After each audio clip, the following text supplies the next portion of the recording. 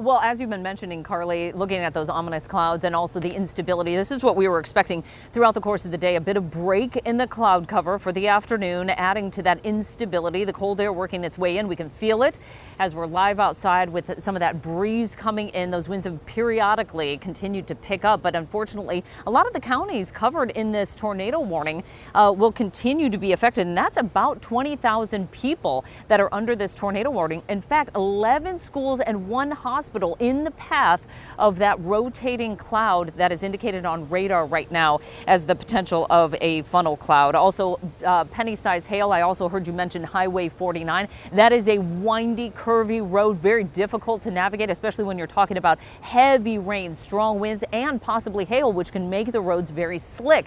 The last time we had one of those funnel clouds reach the ground was right here in Davis, where I've been throughout the course of the afternoon talking to some of the new students that are going to be coming out of the meteorology field right here at one of the leading meteorology schools in the country. So it's very interesting to get their perspective on a very active day like today. I'm not sure if you've got us on our picture live out here, but the cloud formation is exactly what we were expecting. We saw the clearing skies and now those towering cumulus clouds just off to the west, where we're actually looking at some of those bigger thunderstorms that have developed throughout the day. Of course, that tornado warning, as you've been mentioning, in effect until 5:15. So we've got 8 more minutes of this with that rotation indicated by Doppler radar. It hasn't actually, we haven't actually gotten the verification, but again, that will continue to pose a risk to many counties in our area where we've actually been seeing the most active weather. We had hail and Turlock earlier today, and now we've got this tornado warning just off to the east of that location, which is going to include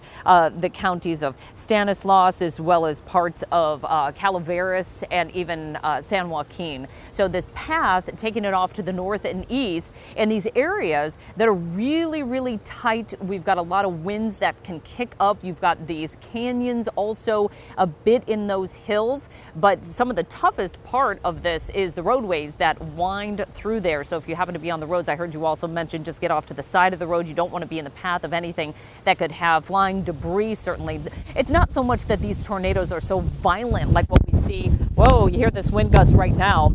Sorry about that. I'm trying to cover this mic and shield myself, but really gusty winds right now. That just shows you we're not even in the path of this tornado, but just getting these wind gusts that are coming through, showing that instability of how quickly things can change from calm conditions back to these very, very gusty winds. So, like I was saying, some of these areas that are under the gun here of this tornado warning, just unfortunately, these tornadoes, I should say fortunately, they're not as violent as what we see in the Midwest, the Central Plains, but they have the potential of the flying debris. You know, roof tiles off, also tree branches, trees that will get toppled, not to mention some of the other impacts from thunderstorms like downburst winds and gusts that could reach 50, 60 miles per hour, especially when you start to get into some of that higher terrain. It's also interesting in Northern California and Central California, when these tornadoes form at some of the lower elevations, how quickly they dissipate once we start to get up in elevation. The rotation just can't hold together. So it will be interesting to see what happens here at 5:15 once this particular warning expires. I wouldn't be surprised if we saw more pop up throughout the afternoon. That's sometimes what happens, is we'll get one tornado warning that expires, and as storms start to pick up steam once again, get some rotation going, then we start to see other ones popping up throughout the course of the afternoon. This typically happens until roughly about sunset. So this is going to take us all the way through 7 o'clock with the potential of seeing some of these thunderstorm warnings, possibly more tornado warnings. This whole afternoon, we knew that this was going to be one of those days where instability was going to be growing throughout the afternoon as peaks of sunshine heat the atmosphere, cold fronts moving through. You get that instability, and that's exactly what's happening as we've been covering for you live right here on ABC 10, both in the studio and out live in the field as well. So yeah, we're just going to continue to follow this one. I'm not sure if you can get us with our picture out here, but I did want to show you. Do we have our picture out here live, or are we still looking at video?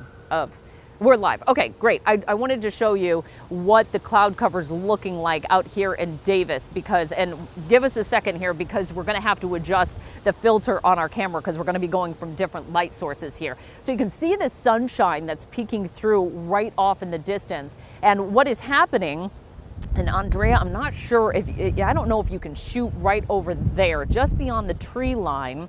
You can see how the clouds are forming and reaching higher into the sky as they continue to get more depth to these clouds. The cloud height and the deck is getting very deep here. Oh, you know which one I want you to show is this one. Can you see that, how it kind of forms that cauliflower shape?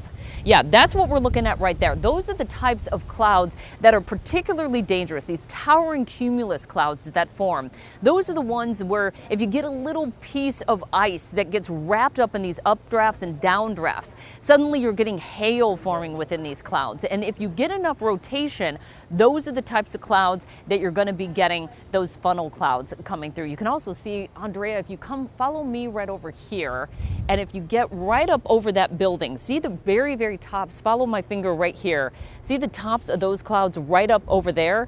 That's the type of cloud structure that we're looking at for today. Clear skies just off to the left of the screen, and then here you have those growing cumulus clouds towering into the sky. My guess is probably 25, 30,000 feet right now. I don't have access to that type of radar right now, but just eyeballing it. And normally in Northern California, we don't get much above that. If we do, then we're talking a pretty major active event day.